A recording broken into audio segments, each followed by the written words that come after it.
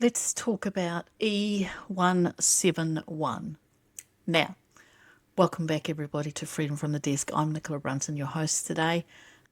I share a lot of information around health and wellness and our mindset, but today I'm going to be talking about something that I'm really passionate about and I don't probably talk about enough, and that is the nasties that actually lurk in our food and parade as lots of very unnatural things that really, in reality, should not be in our food. And today I've picked one that is very ubiquitous to a lot of products, and it's actually a compound, I suppose you could call it, called E171, or also known as titanium dioxide. Now we're going to go through a list of other things that it's also known as, but this particular compound, I'll refer to it as a compound because it is a scientific creation. It's not something natural, and it actually sits in a lot of everyday products. And most commonly, it actually is, or sorry, most importantly, I suppose, is the thing that I want to really talk about today is the fact that it's actually banned in a lot of European countries. And the way I found out about this was because I actually created a resource on the top sort of 20, 30 additives and sugars that have been created and added to our everyday products that are actually doing us harm really quite slowly. And this is the thing that people don't really seem to understand is this slow seep scenario of these really nasty, nasty things that are impacting our health in a real compound way. And that's what I'm going to be sharing today. So, we're going to be talking about E171 titanium dioxide. I will try and make this as interesting as possible. It's a pretty dry subject, but it's something that I'm really passionate about and I want to share with you guys. So, if that's something you're interested in, stick around and I will make this as less boring as possible for you guys because my aim is to educate and share information. What you guys do with it is totally up to you. So all I can do is share what I know and share what I've found out, and hopefully educate someone that little bit more knowledge than what they had yesterday. That's the aim of my podcast, and when I'm doing these, sharing these videos as well. So let's actually talk about, in plain English, actually what is E171 or titanium dioxide. So the easiest way I can describe it is titanium dioxide is actually a white mineral pigment used to make products look brighter and pop, right? So so they're visually consistent is how they actually talk about E171. And in foods, it's actually been historically used as a color whitener. Okay. So it's, as I said, it's used to improve or make things look pretty, and it's used on coatings and icings and things like that. But on the lane where it actually belongs in cosmetics and personal care, so E71, E171 is actually quite a split. It actually gets used in a lot of like confectionery and lollies, and it also gets used in cosmetics and personal care. When it's used in personal care and cosmetics, it's primarily used as a pigment or opacifier, and sometimes it's used as a filler depending on the form and what how it's regulated in that particular country. Okay, so in New Zealand and Australia, it's still allowed. It's not banned in this country. Why? That's a whole other topic for another conversation for another day. So one of the many names that you might see it parading as when you actually look at the ingredients on something. And the other interesting thing that I want to point out as well, I'll try and stay on track, is that for a lot of products, particularly in the beauty and home care range, you might not even see it listed. You've actually got to go to the manufacturer's website and actually go down the rabbit hole of actually searching for these ingredients. And a lot of the time, that's because one, either it falls below a percentage, so it doesn't have to be by law, it doesn't have to be listed. And I say that in inverted commas to those that are listening on the podcast. And so I think the biggest thing I can install is don't trust what you see listed on the in back of ingredients. If you're overwhelmed, just take some time, take 5 minutes out and actually go to the manufacturer's website and actually try to find the full listing of all the ingredients to make sure what you're putting in your body or what you're eating is not full of this shit, basically. So back to the other names that you might see this parading as. So E171 is the food additive number for titanium dioxide. So titanium dioxide is its common name, and it's where you probably see it on a lot of ingredients lists. So the other name that it goes under, well, the other what they call color index is CI 77891. Now, I mean, for God's sake, if you saw that on the back of your shampoo, you wouldn't think twice. Who in their right mind is actually going to go and research this? Because that's what they rely on. That's what the manufacturers rely on. So CI 77891 is the color index number commonly used for pigments in cosmetics. Now, TIO, so that's a capital T, small I, big O, is the chemical formula, sometimes shown on technical sheets, so probably not so much as an ingredients list. And titanium, and then in brackets, IV oxide, is another chemical name that it can go by occasionally. And you might see that on the backs of like shampoos or conditioners and things like that. But I suppose the important thing is that you are really more likely to see titanium dioxide or the colour number, the CI 77891, rather than E171. On E171, you're going to get sick of hearing that, is going to really fall into food. And I'm going to talk about food, well, if you can call it that, food in a minute, because I've actually found an example with a product, a common snack candy product that's available here in Australia. Now, one of the questions I wanted to find out was why is there a difference between the cosmetics or the home care or personal care products saying titanium dioxide instead of E171? It's like, what? There just seems to be a little bit of a clandestine approach there to me. So the the dumbed down version, my dumbed down version, when I was looking at this information and wanting to re-explain it, was the E numbers, right? Like E171, what we're talking about today, is primarily a food additive coding system, which is used in Europe for ingredients and permitted as regulated food additives. Interestingly, it's been banned in some European countries. Cosmetics have a completely different framework or labeling, what they call labeling conventions. So many regions require ingredients to be listed using the standardized cosmetic ingredient naming systems, or more commonly known as INCI. Now, for colorants and pigments, the color index is the number that you'll see quoted, and that's the CI 77891. So that's why you'll see it turn up in possibly cosmetics or personal care products. Now, in 2021, the EFSA concluded that titanium dioxide, E171, could no longer be considered as safe as a food additive, largely because of a concern around its genotoxicity, or AKA in layman's terms, DNA damage. It could not be ruled out based on the evidence that had been put to the EFSA. So basically, that's why a lot of countries in the EU were moved to actually ban titanium dioxide. Now, E7171 is a food additive. While they're in the same camp, they are splitting them out and making them independent, which in my mind is wrong. And I don't in any way begin to understand what goes on when they make these decisions.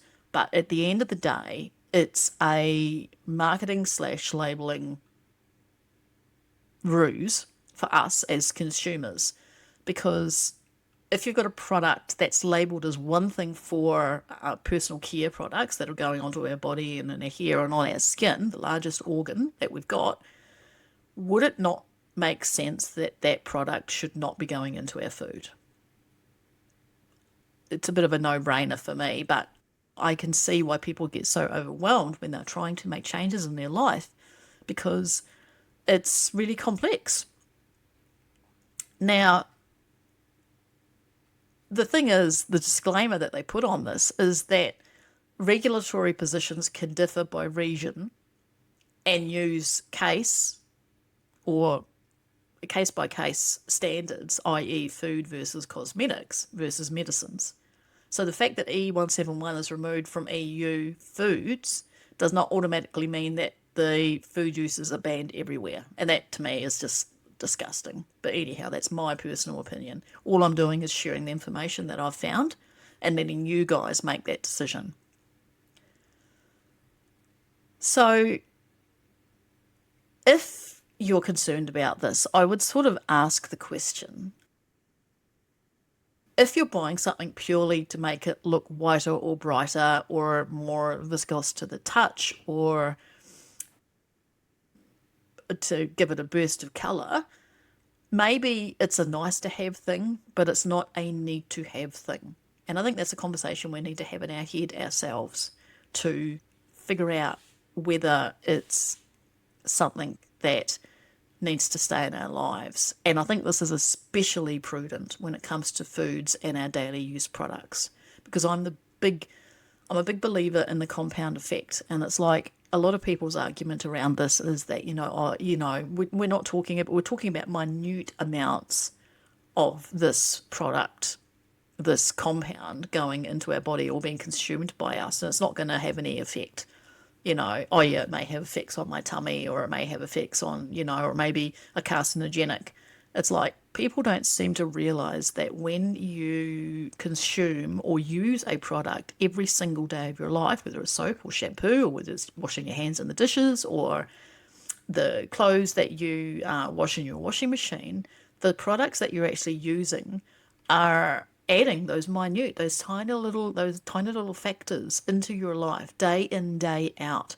And people wonder why, when you reach 40, 50, 60, even younger now sometimes, that you've exposed to yourself to that product and that teeny tiny amount, the thing that can't harm you, all it's doing is compounding inside the body.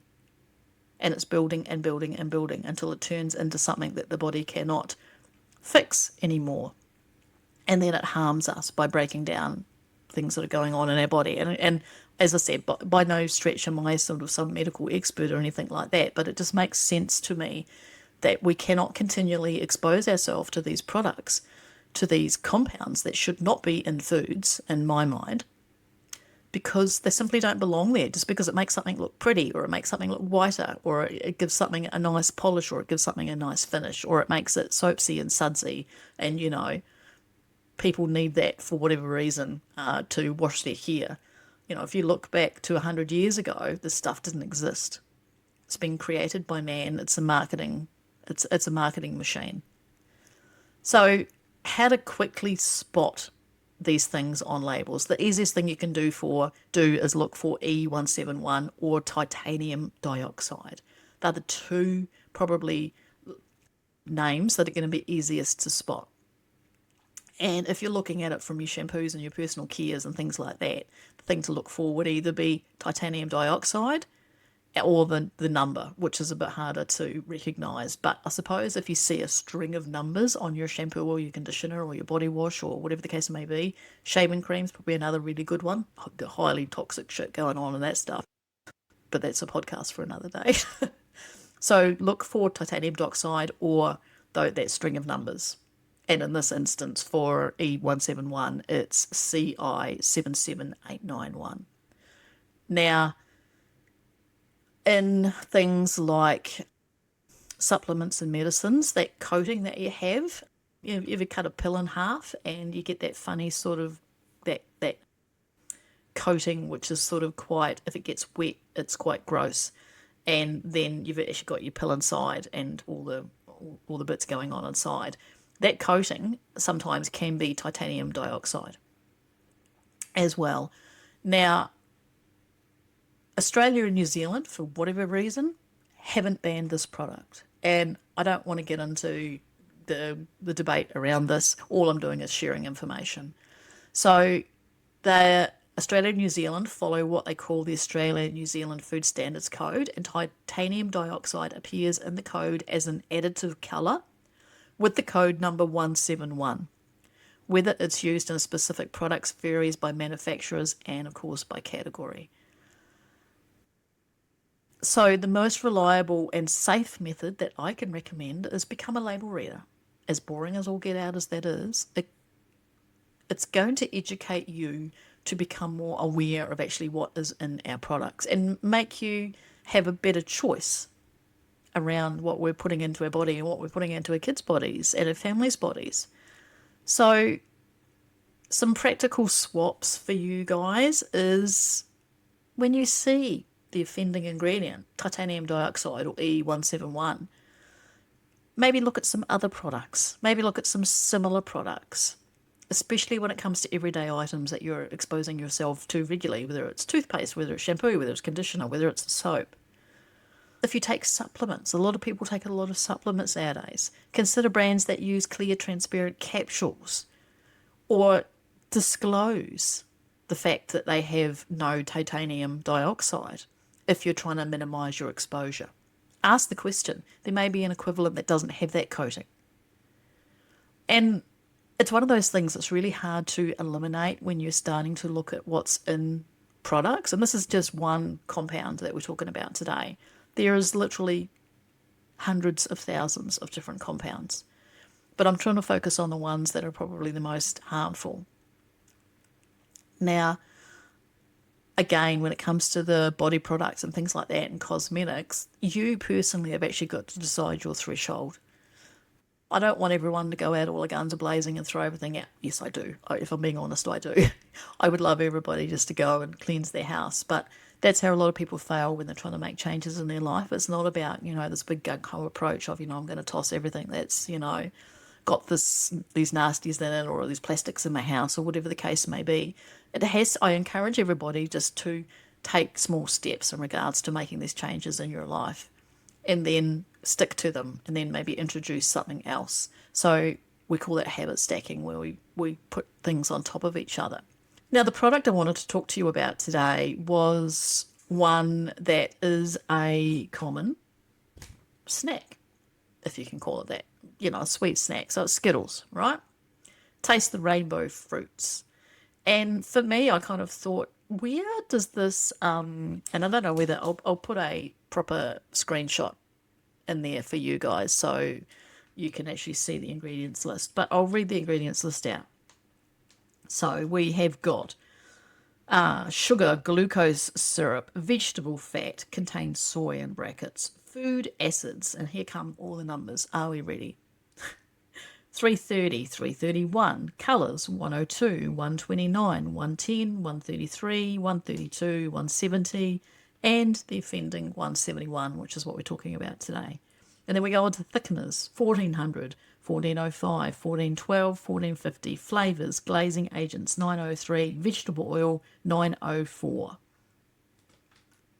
I mean, I just want to hurl, to be honest, when I see the ingredients list.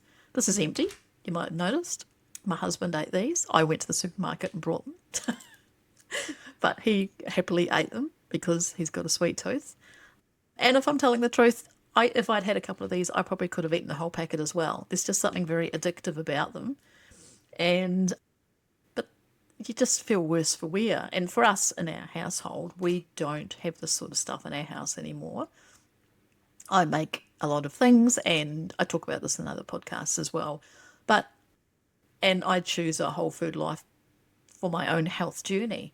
And I'll link that video for you guys if I can up here in the video, but otherwise it'll be in the description about my health journey. So I think it's really important to know that I'm coming from a place of genuine concern. And one of my passions that I'm focusing on this year is sharing more information around why this is so important. So that's it, the riveting subject of E171. I hope you guys have managed to pull some information or maybe just triggered off something in your brain that goes, okay, Nicola, I might actually turn the label over the next time I'm looking at a product or the shampoo. You might have to break out the magnifier on your phone to look at the ingredients list because normally it's so teeny tiny small, no average person can read it in the supermarket. But I would just encourage you to compare some brands at the supermarket. If you've got something that you love, that you really love, but maybe it's got some ingredients in it that aren't that crash hot, including our friends that we've talked about today, then maybe just look at some products that don't sit in that eye level section of the supermarket, because that's where a lot of the manufacturers place their most prominent products that they want to move. So look below the line, look above the line, and you'll see other people's products that are trying to get traction in the marketplace as well. And just look at the ingredients list. Don't be overwhelmed by, the marketing hype of, sugar-free, no XYZ, blah, blah, blah, because a lot of the time when they're saying what's not in it, they're trying to pull away from what actually is what is in it. And it's just a very common marketing ploy. And everyone wants real estate on the supermarket shelf. That's just the nature of the beast. They're not in it for love, they're in it to make money. And that's, a lot of, I'm a small business owner as well. So, we need money to keep the lights on and the fans on and, clothes on our back and food in our cupboards. So I'm certainly not anti the man in that regard. But what I am anti is people being hurt very slowly. And if I can educate you around changing that one little iota at a time with sharing this information, then I will. So I'm going to sign off. And I hope you enjoyed this episode and took something away from it. Please let me know below if you've ever studied the back of a shampoo or conditioner bottle or a body product. And let me know. Let me know if you've seen the offending product. And I do have a cheat sheet with some of the most harmful additives and artificial sweeteners. So I'll link that down below for you guys. That's just accessible. You can go to my website and download it. I have a lot of resources that are available to people, and I'm going to be adding to those resources as well. So if anybody wants that cheat sheet, that additive sheet, then just click the link and go and grab that for yourself. It's just an A4 PDF that you can download straight away. So until my next episode, have an awesome day.